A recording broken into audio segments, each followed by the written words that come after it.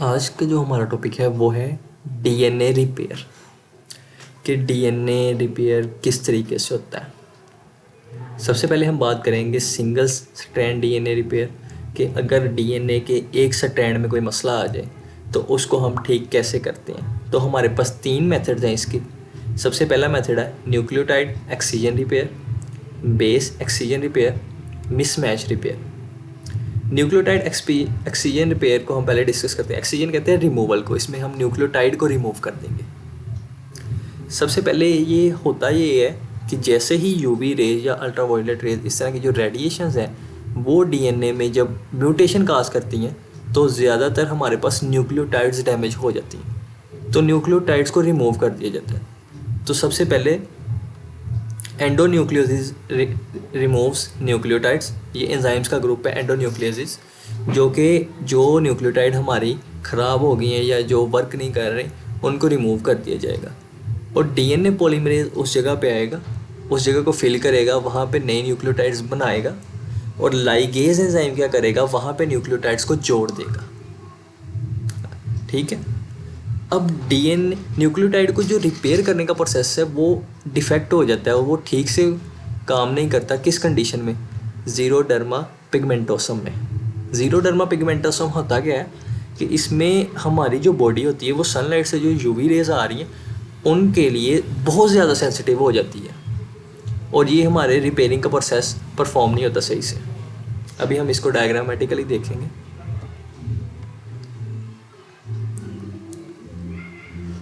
सबसे पहले देखें, ये हमारे पास 2 स्टैंड हैं डीएनए के और यहाँ पे हमारे पास आ गई है म्यूटेशन। तो एंडोन्यूक्लियस एंजाइम आएगा, इस न्यूक्लियोटाइड को रिमूव करेगा। फिर बाद में डीएनए पॉलीमरेज इस जगह पे आएगा, डीएनए पॉलीमरेज आके यहाँ पे न्यूक्लियोटाइड्स को ऐड करेगा और एंड पे लाइगेज एंजाइम दोबारा से ज्वाइन कर देगा, स्टैंड्स को जोड़ देगा। तो इस तरीके से हमारे पास न्यूक्लियोटाइड एक्सcision रिपेयर होता है। अब हम डिस्कस करेंगे कि बेस एक्सcision रिपेयर हमारे पास किस तरीके से होगा। बेस एक्सcision रिपेयर में हमारे पास होता क्या है, ये नॉन बल्कि डीएनए अल्ट्रेशन है, क्योंकि बेस एक पार्ट है हमारे पास डीएनए का पूरा न्यूक्लियोटाइड का, तो इस वजह से ये नॉन बल्कि डीएनए अल्ट्रेशन है।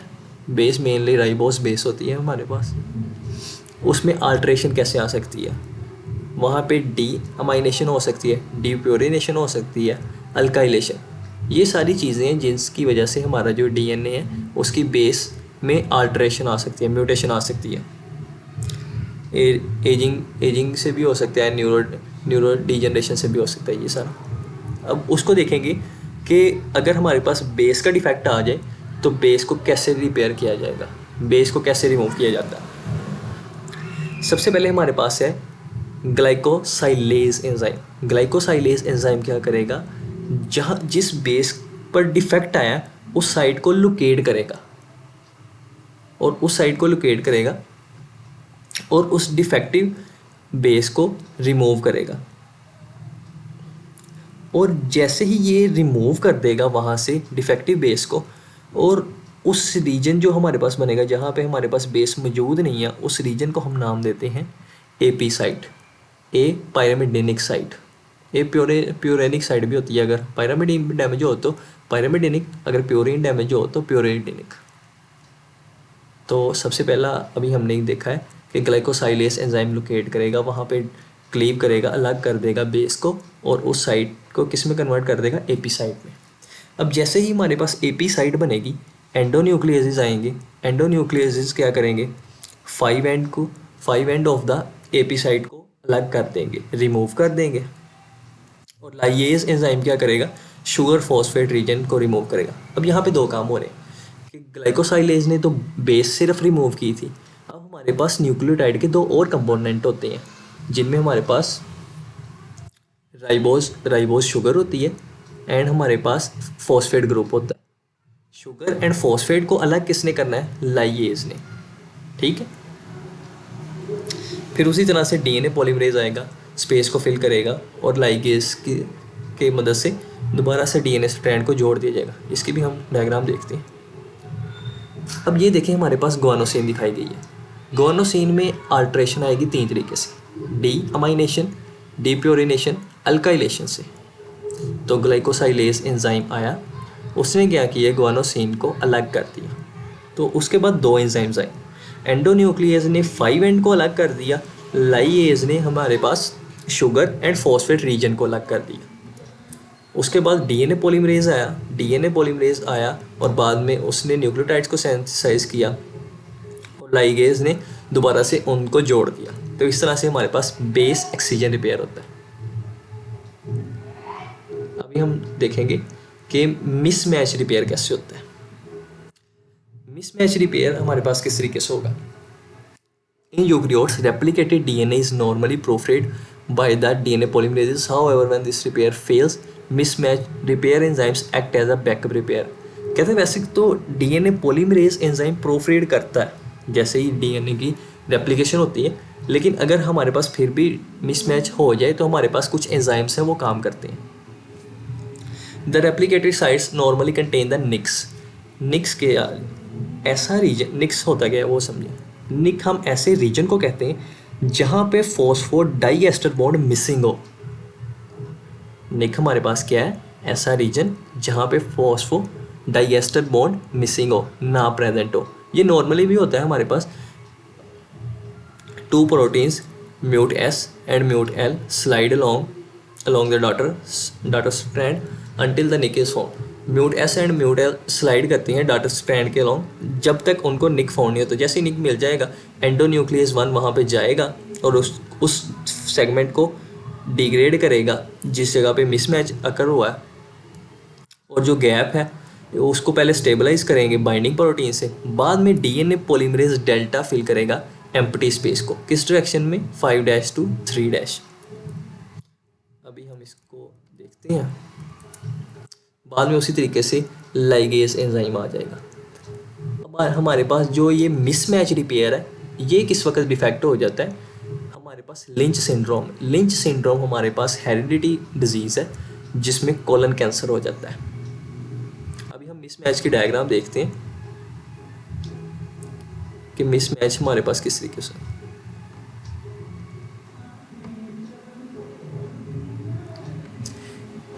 ये हमारे पास 2 स्ट्रैंड्स हैं।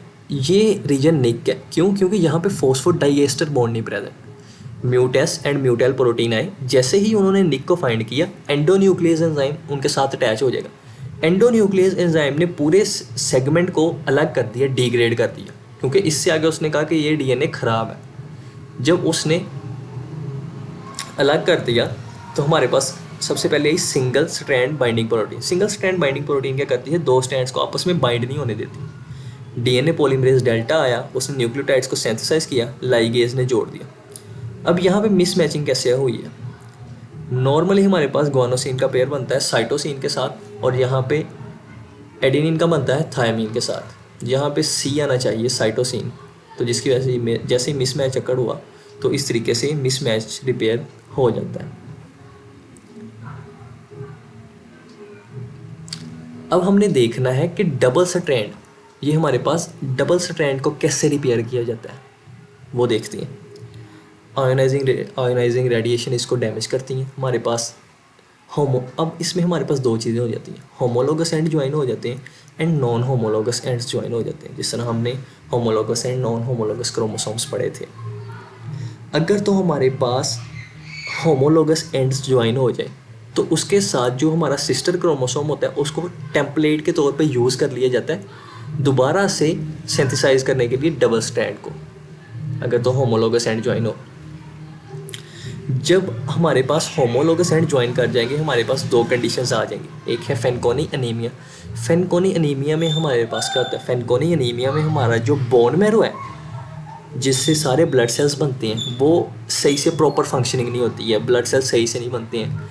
ये एप्लास्टिक एनीमिया की एक टाइप है। अगर ये एप्लास्टिक एनीमिया हमारे पास इनहेरिटेड हो, इनहेरिटेंस की वजह से हो, तो उसको हम कहते हैं फेनकोनी एनीमिया। गायनोकोलॉजिकल मैलिग्नेंसी, अगर तो हमारे पास फीमेल रिप्रोडक्टिव ट्रैक में कैंसर हो जाता है इसकी वजह से, उसको कहते हैं gynaecological malignancy. Non homologous and कैसे ज्वाइन करते हैं। अगर उनकी ज्वाइनिंग हो जाए तो हमारे पास बहुत सारी प्रोटीन्स इन्वॉल्व होंगी और इसका रिपेयर बहुत ज़्यादा मुश्किल होता है क्योंकि हमारे पास homologous chromosome as a template नहीं होता, रिस्क फैक्टर्स भी इसमें बढ़ जाते हैं। अगर हमारे पास नॉन होमोलोगस एंड ज्वाइन कर जाएंगे तो जो कंडीशन हमारे पास होगी वो है एटेक्सिया टेलेंगी एक्टेजिया, एटेक्सिया टेलेंगी एक्टेजिया, ये कंडीशन है हमारे पास हो जाएगी नॉन होमोलोगस एंड को ज्वाइन। तो इस तरीके से डीएनए रिपेयर करता है। अभी हम इसके रिलेटेड कुछ क्वेश्चंस देखते हैं, आइए वो देखते हैं। इनमें हमारे पास क्वेश्चन नंबर 1 है, 53 ईयर ओल्ड मेल पेशेंट है, 2 मंथ्स उसकी हिस्ट्री चेक की गई है, 2 मंथ से उसको कफ फैटिग है, वेट लॉस है। ही इंडोर्सेज अ 45 पैक ईयर स्मोकिंग हिस्ट्री, और वो स्मोक करता है। हिस्ट्री से हमें पता चला, सिटी स्कैन से हमें पता चला कि इरेगुलर मास है किस लोब में, inferior lobe of the right lung. Biopsy samples obtain कर लिए गए हैं। Further analysis reveals that malignant cells with a heavily alkylated region. अब अल्काइलेटेड रीजन ये पॉइंट है जो हमें बताएगा कि प्रॉब्लम किस जगह पे है। What are the first 3 enzymes normally associated with the repairing this type of DNA? अब अल्काइलेशन हमें हिंट दे रही है कि बेस डैमेज हुई है, क्योंकि अगर डीएमिनेशन हो, अल्काइलेशन हो, तो क्या हमारे पास डैमेज होती है बेस। तो बेस रिपेयर मैकेनिज्म यहाँ पे इन्वॉल्व होगा। बेस रिपेयर मैकेनिज्म में हमने ऊपर रीड किया था कि हमारे पास कौन कौन से 3 एंजाइम, ग्लाइकोसाइलेज, एंडोन्यूक्लिएज एंड लाइएज। ग्लाइकोसाइलेज क्या कर रहा था, आइडेंटिफाई कर रहा था साइट को जहाँ पे बेस डैमेज हुई है, और एंडोन्यूक्लियस 5' एंड को सेपरेट कर रहा था। लाइएज क्या कर रहा था, शुगर एंड फॉस्फेट बॉन्ड को सेपरेट कर रहा था। तो ये 3 मेन एंजाइम्स हैं। तो इस तरीके से ये क्वेश्चन है। जो रही स्मोकिंग की बात, स्मोकिंग से जो कैंसर काज हुआ है, जैसा कि हमें पता है मैलिग्नेंट सेल्स कैंसर काज हुआ है, तो स्मोकिंग से जो कैंसर काज होता है उसको लंग कैंसर कहते हैं। नेक्स्ट हम क्वेश्चन देखते हैं। हमारे पास एक 40 ईयर ओल्ड फीमेल है, present with 2 month of bloody vaginal discharge. She states that her cycle normally occur 28 days and flow normally lasts for 3 to 4 days. ये उसने हिस्ट्री है, ये पेशेंट हिस्ट्री है। 2 years ago she had an ovarian malignancy surgically removed. The physician confirms the diagnosis of the endometrial carcinoma. However, he suspects a genetic condition as the underlying cause and orders a faecal occult blood test. अब ये faecal occult blood test मैं आपको बताता हूँ किस इसमें हम करते क्या। इसमें हम स्टॉल एनालिसिस करते हैं कि जो पेशेंट है उसके स्टॉल्स में ब्लड को चेक किया जाता है, पॉजिटिव है, इसका मतलब उसके जो स्टॉल है ना उसके अंदर हमें ब्लड भी मिलता है। DNA analysis of the malignant tissue would most likely reveal cytosine rich regions of the DNA pairing with the other base. What other base, वो हमसे पूछा गया। अब साइटोसिन रिच रीजन्स है हमारे पास,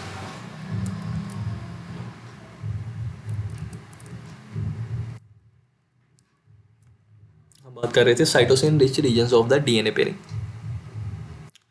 ovarian, endometrial and likely colon cancer से हमें एक बात पता चली है कि ये लिंच सिंड्रोम का केस है। इसमें हमारे पास ये कौन सा केस है, लिंच सिंड्रोम का, जिसमें मेनली कोलन कैंसर होता है। अब लिंच सिंड्रोम हमारे पास किस वजह से होता है, मिसमैचिंग की वजह से।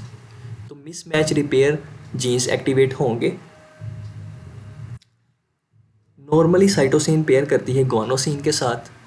ग्वानोसिन, अब अगर हमारे पास नॉर्मल पेयरिंग ना हो तो साइटोसिन एबनॉर्मली किसी के साथ भी पेयर कर सकती है, एडिनाइन के साथ भी, थायामीन के साथ भी। तो ये हमारे पास एक क्लिनिकल केस था। नेक्स्ट हम वीडियोस में डिस्कस करेंगे ट्रांसक्रिप्शन कैसे होती है।